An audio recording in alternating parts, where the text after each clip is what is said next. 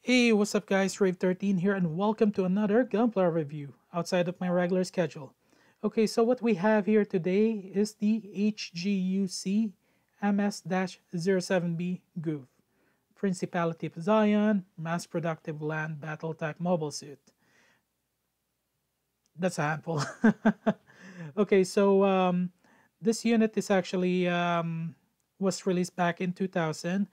But if you guys are wondering what the content looks like, if you haven't seen it yet, and the official month that it was released and the price tag, there's the link below where I'm pointing at and on the description below.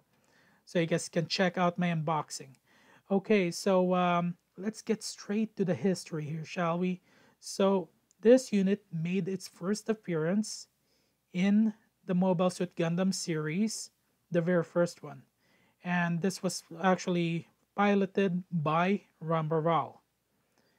Okay, so I'm not gonna spoil it. You guys can watch it if you haven't watched that series yet. Yeah, I'm not gonna spoil it at all. You're not a true Gundam fan if you haven't watched the original yet. Okay, so this was piloted by Ramba Ral. Interesting fighting pattern. Animation, yeah, classic, gotta love it. Okay, now the next part is let's talk about armaments. Okay, as you guys can see, I've already installed the heat rod here. Looks like Earthworm Jim. And you get your basic shield here. And then you got your 75 millimeter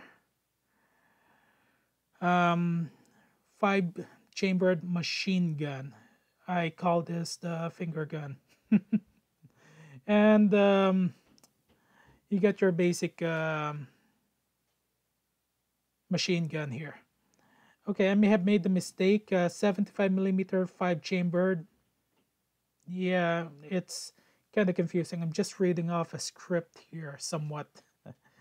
Okay, and you get your basic sword here also. Looks like a cutlass. May have been designed that way. And yeah, it is actually really not that bad also. Okay, so now that we get that out of the way, the armaments here, as you guys can see, there's no other armaments around it except for the shoulder spikes here. Okay. So the design here is actually quite interesting. You get the devil here. So the Zaku got the designation of MS-06, while this one got the designation of MS-07. Yeah. And this is actually the first GOUF that was released in the HGUC line. There's actually the prototype version and other variants out there. I do have the 8MS Team GOUF.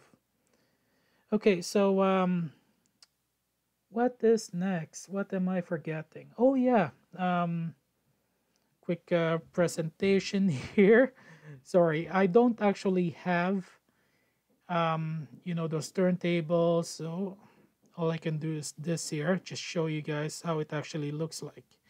So general design is actually not that bad, but there's a plus side and minus side. The plus side, it's actually well built. Design is good. On the minus side, the nubs and not a whole lot of panel lines. As usual, there's nubs in the shoulders here and the seam lines also. And yeah, the spikes are already molded in, which kind of sucks. Now the color pattern is very generic. You got mostly blue here. And if you guys are wondering about another blue review, I'm leaving it there again, my Dome R35 review. Okay. So general, not that bad. It actually got the thrusters, the feet got some good design. Yeah. And the minus side, also is the waist here. The waist doesn't move at all. It's static, just like the early Zaku versions. Yeah, but one thing I get to say is this unit can be useful for customs, battle damage, and such. That one I can highly advise. And you can put in as much as you want. Okay. Now, let's go do a quick presentation here before we go with the mobility test. Okay, so you get the shield. You can actually remove it. It's a little bit tight there, but there is a slot there as you guys can see. And a little bit hard to take off, but just putting it in place, it's snap. Okay. Now the next part is the machine gun fingers here. It's actually generic, 2 pieces. As you can see, there's nubs there, seam lines. It's actually not that bad. And yeah, sadly the ice does not move. Okay, so the other items that I got here is another heat rod, a straight one that you can actually install there, which I'm actually going to be doing a presentation shortly. But here's GOUF's machine gun here. It actually doesn't have much of a mobility compared to the Zaku's, and you can actually remove this part here. Yeah, and that's it. There's seam lines, nubs. Yeah. Okay, so the sword here, it's actually easy to remove, but I stand corrected. Okay, I thought it was easy, but became too hard. Okay, there we go. Now, technically, this sword here is supposed to be orange in color. They didn't add a sticker on it, so you will actually have to paint this. But got to admit, basic details are really good. Not that bad. Okay. Okay, now let's go and just gonna remove this here. Okay, to show you guys how to install this. Okay, first off, you guys have seen that I removed. And there you go. And there's actually a polycap there. This other one, the other forearm doesn't have one. Okay, so we'll just set this to aside here.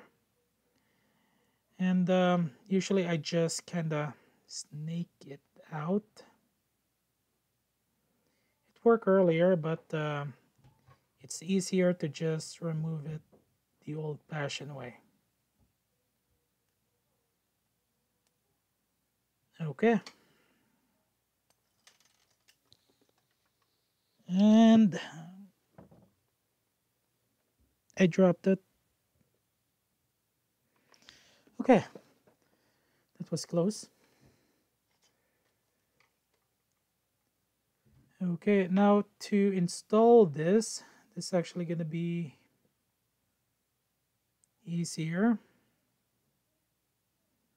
Somewhat.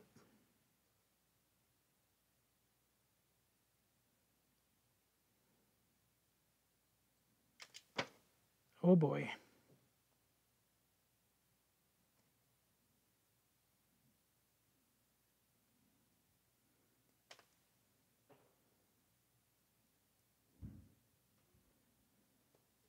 Yeah, this is kind of hard to install here. There you go.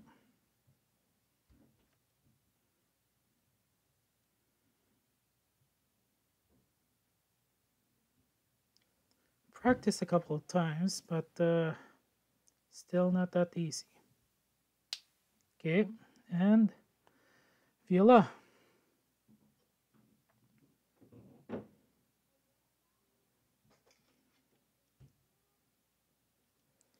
Yeah, there you go. It says that. Okay, now just gonna remove this now and do a mobility test since I've already shown you guys. But first things first, I'll just put this hand back.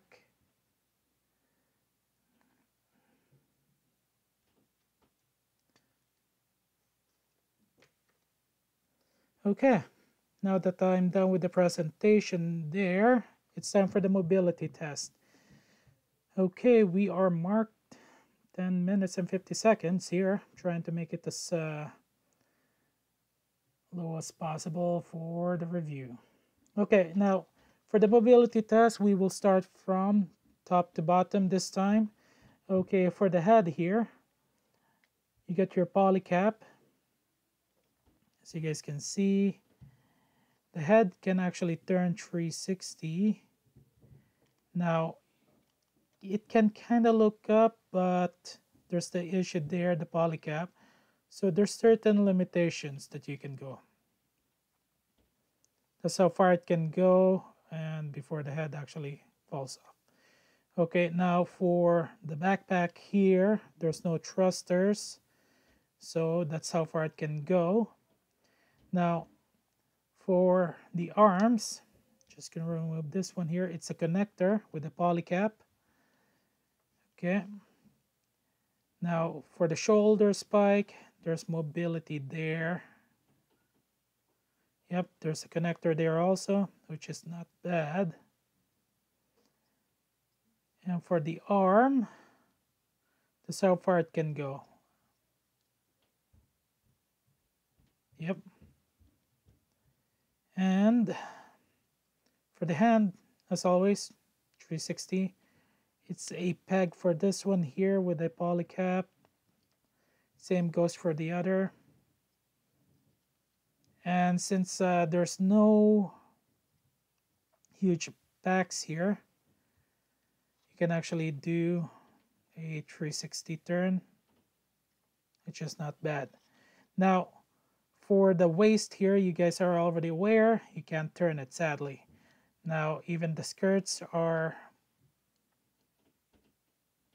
molded in.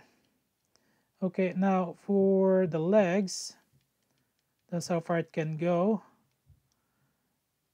Kick. Yeah, that's how far it can go.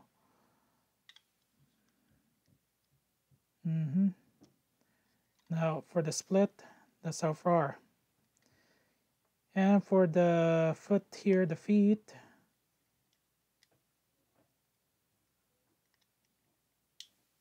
okay, there you go. Now this one here is a peg. This one doesn't move, so you got to be careful because if you put too much pressure, you will break this. Okay, now the other part that you can actually, pull this part off here. There's the connector there. So there is mobility, but the skirts are actually limiting it. Okay. Now let's just put this back here.